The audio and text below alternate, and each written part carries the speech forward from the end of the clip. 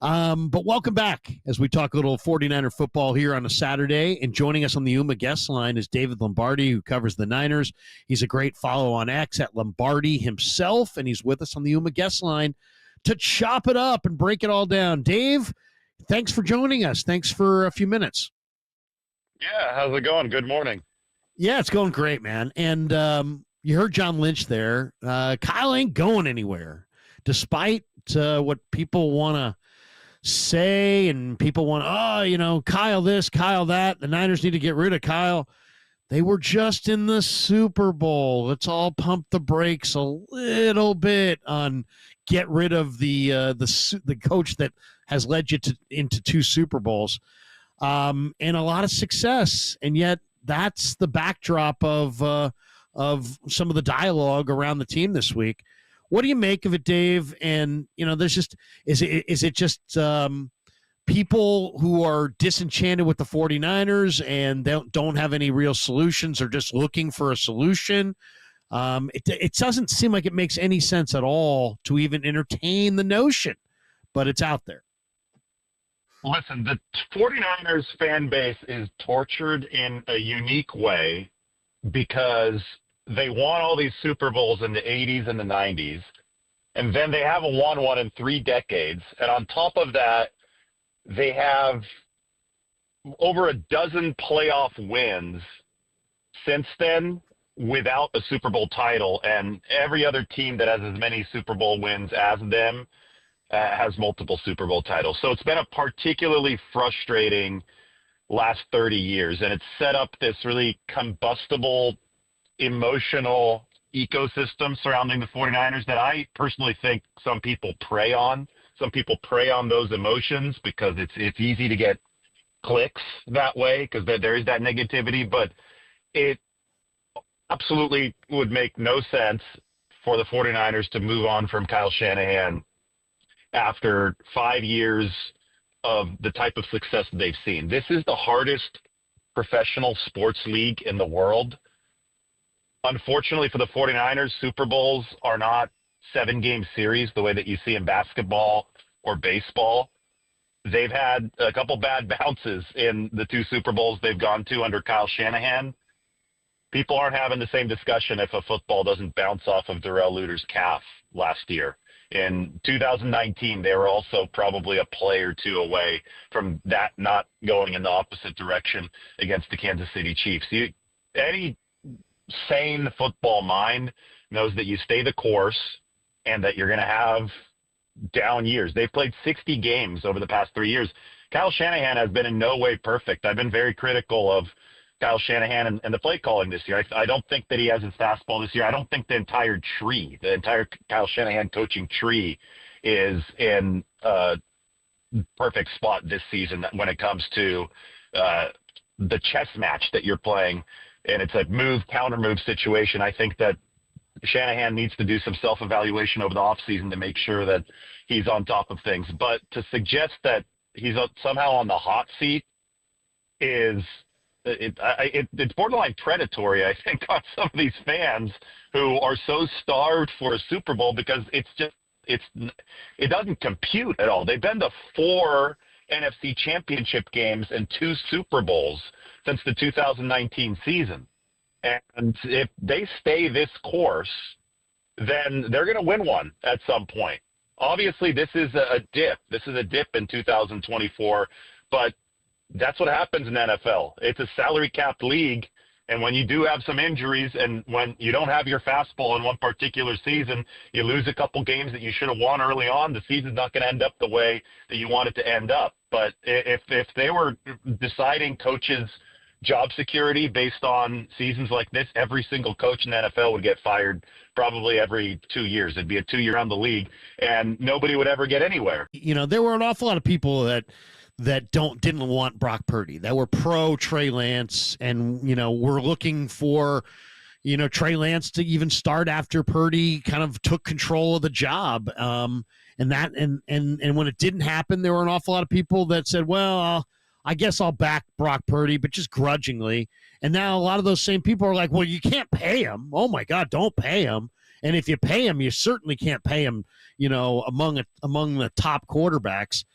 Where are you with it with Brock as far as the year that he's had, what he's put on tape throughout his entire career, and where you think his contract situation goes? Because if you said to me, Dave, who's Brock Purdy, I think he's Jalen Hurts.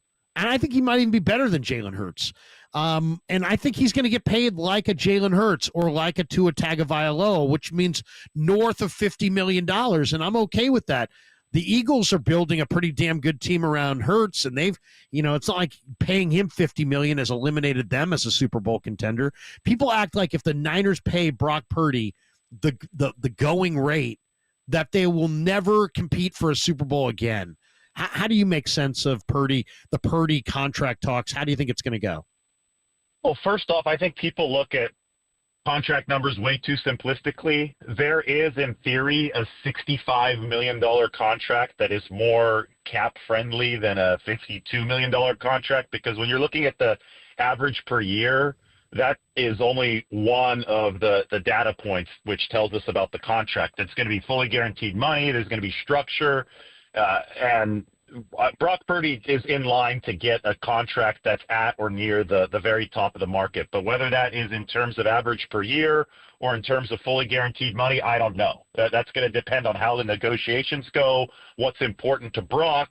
A lot of times people say that the ATY is actually just a vanity number. So the 49ers obviously are going to try to find something that fits within their cap structure. But the key point is that they've already budgeted for this. They know that the market is the market. When you've got a good quarterback, and the 49ers clearly do, then you have to pay up for that. And it's the most important position, not only in football, maybe in professional sports. It's got such an outsized impact on what happens on the field, but it's not everything of what happens on the field. And we've seen that not only with Brock Purdy this year, but we have also seen it with Joe Burrow. Joe Burrow is statistically performing at the same exact level. It's like 7.6 adjusted net yards per attempt, which is a really good way to measure efficiency, as his Super Bowl season, 2021. Yet the Bengals are 4-8 because they've got the second worst defense in the league. Brock Purdy's situation is not all too different than that. Brock Purdy was number one in QBR over 2022 and 2023. And you got so many people acting like he's in the 20s or something this year. Guess what? He's number 7. He's only fallen from 1 to 7. So I think the 49ers team around them, the defense has been playing bottom barrel defense. It's the Bengals and the Niners who have had the worst defense in the NFL over the past 2 weeks. So that I think also falls in line with the Burrow comparisons. But you look at where Purdy is at, he has a demonstrated ceiling, which is the most efficient quarterback in the league when everything was clicking around him, and he's now has demonstrated his floor. When everything is going terribly for the 49ers, it's only dropped down to number 7. So if the QB, put any other QB, put Dak Prescott in Brock Purdy's situation, put Trevor Lawrence in Brock Purdy's situation. If they had put together 3 years of football where their demonstrated ceiling was number 1 in QBR and their demonstrated floor was number 7, they'd be getting paid top of the market. End of story. So no matter, all these people have these Twitter fantasies and like, things are going to be different here. He's going to wake up one day and accept $20 million or $30 million. No, it's just not how economics work. Like, the 49ers have themselves a guy that's at the top of the league. But yes, he hadn't put up quite the numbers this year for obvious reasons because it's a team sport.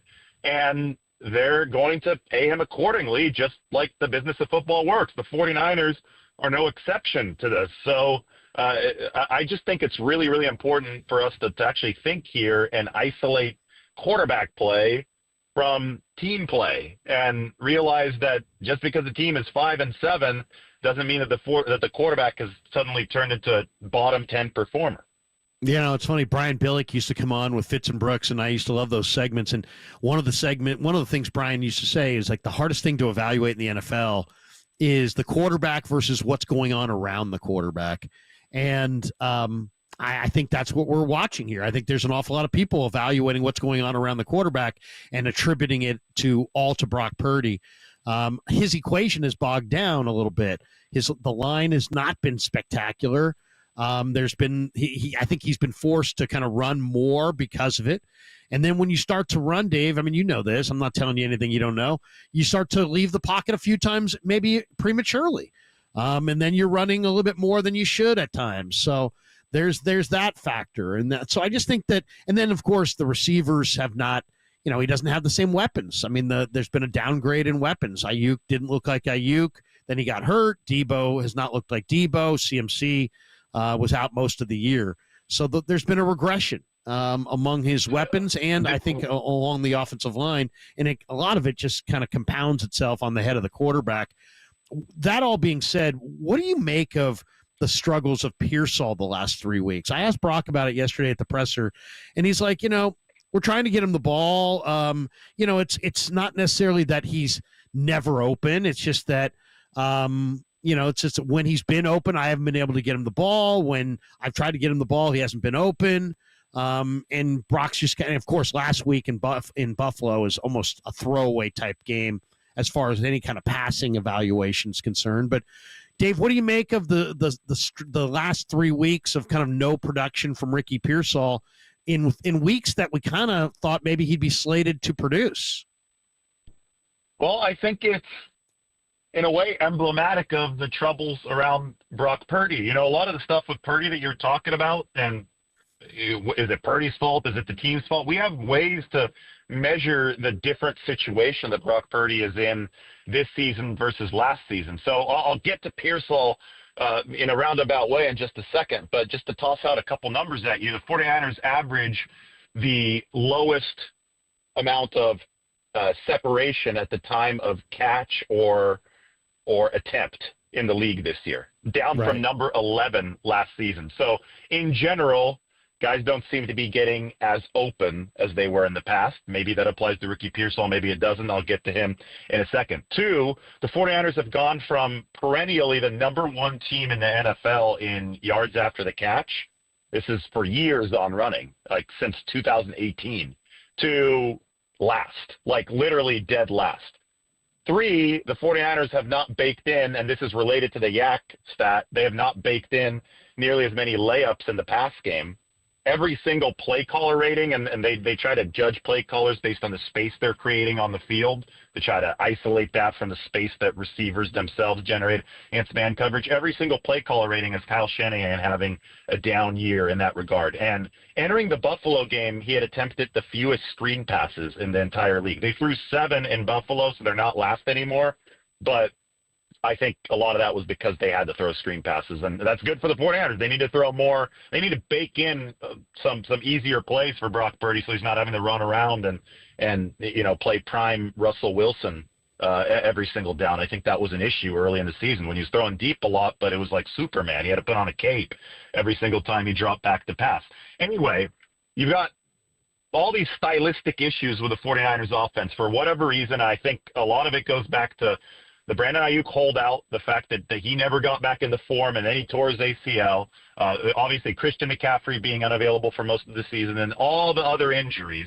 You have the 49ers not having been able to find their rhythm. Kyle Shanahan not being able to find the rhythm that he had in the past, not being able to use space, leverage, run success. Plus, the run game has been shaky this year on first down. They're down to number 10 rushing efficiency from number 1 on first down. I think all of this, Larry, has hurt the platform that the 49ers normally build, and that is you got the rushing platform and you run play action off of it. Kyle Shanahan is able to scheme guys open, especially rookies who are still finding their way in the NFL, and he's able to build confidence of his young receivers like Ricky Pearsall and get them integrated, and then things take off from there.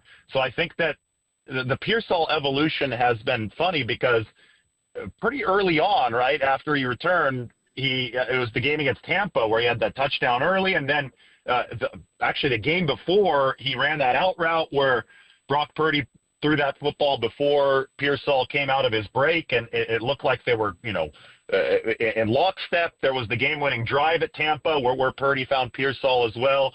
I mean, everything seemed to be firing on all cylinders, right? Oh yeah, things were looking good early on.